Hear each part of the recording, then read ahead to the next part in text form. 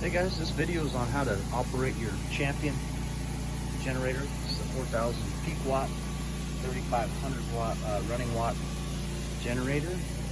So this thing actually just got it running. So I got it for free, not running. Did a couple things to it, got it going again. So I actually opened this up, squirted some starter fluid in there.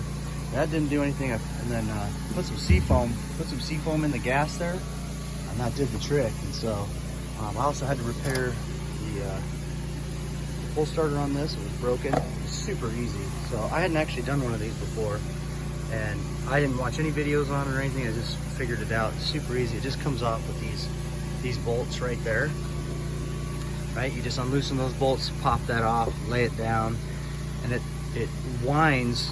When you wind it, you want to wind it counterclockwise. So I just put some new cord on there, some 550 cord, like some paracord stuff. So anyway, we'll go ahead and go through on how to run this thing. So again, I always just start with my gas. Make sure I got gas. Make sure it's got oil, right? So the oil goes right here. And so just, all I did to check for that is I opened it up and I kind of tipped it, and I could see it was about ready to come out. And I knew I had enough oil.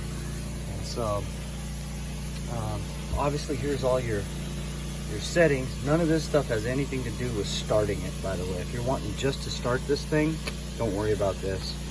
But it shows your voltage, different connections you can use.